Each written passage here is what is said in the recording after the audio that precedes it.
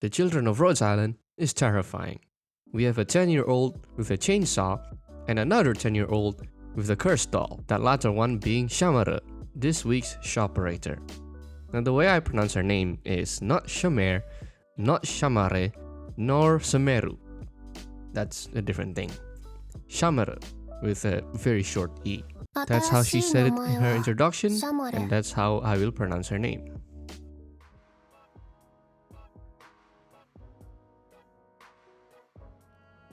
Shamare is a 5-star Hexer Supporter, where her kit is mainly focusing on weakening the enemies, and her large attack range also helps in getting her talent to take effect more often. Moving on to her stats, her attack and defense is pretty low in comparison to other supporters, but her resistance to arts is among the highest in the supporter class. Personally, I rarely use Hexer Supporters in general, because I would usually bring another DPS operator for the extra damage. However, after facing Degenbreche, I butchered that pronunciation, I'm sorry, in Break the Ice, I learned that sometimes bringing more firepower is less effective, especially if the map does not allow it.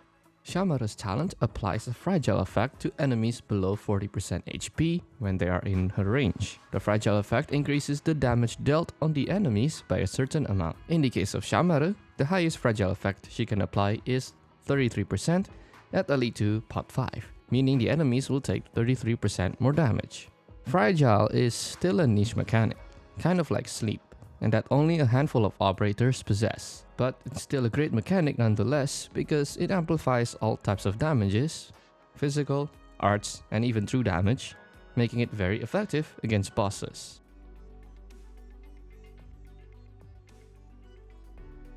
But it doesn't stop there.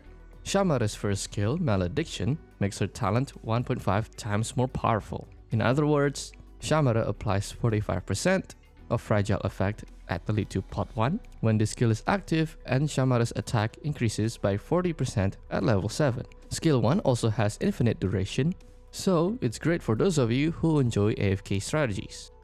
However, it takes a long time to charge it up. The enemies would be out of range or killed by other sources of damage before this skill is active. You can deploy her early or use a battery operator, but it requires a lot of DP right from the get-go, which is difficult if your DP generation is slow. Furthermore, I don't recommend investing into its mastery. Although the SP requirement is reduced all the way down to 70, which is still pretty long, and her talent multiplier becomes 1.8, there isn't much you can gain from this skill. And on top of that, skill 2 does a better job at debuffing enemies. Shamare's second skill, Cursed Doll, gives her the ability to summon a cursed doll in any open tile.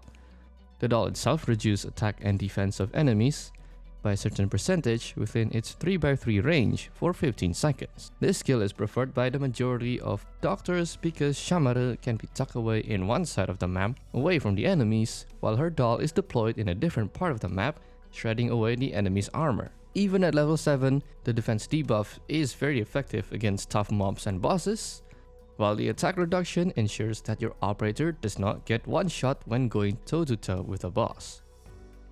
To give you an idea how strong this debuff is, well, I tested it with Frost Nova and Patriot. They barely stood any chances. Of course, mastering this skill is absolutely worth it. Not only do you get 50% attack and defense debuff, you would also benefit from the improved uptime. The cursed doll costs 30 SP, and the cooldown starts the moment the doll is deployed. That translates to 15 seconds of skill duration and 15 seconds of cooldown. No wonder players like this skill a lot.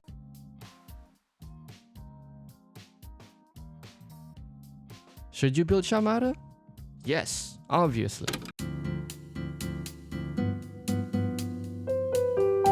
She is cheap to deploy, has a large attack range, and she's basically a boss killer. Her second skill is her main selling point, and that's because the debuffs are percentage, which means it's very effective against enemies with incredibly high stats. Her attacks may be weak, but she can take care of most light enemies.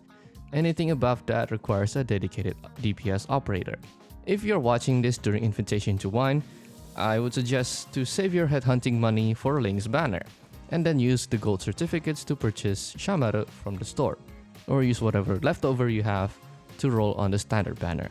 With that being said, you should give Shamare a try and maybe see how well it goes with your playing style. That's all from me. Share your thoughts in the comments and I'll see you next time.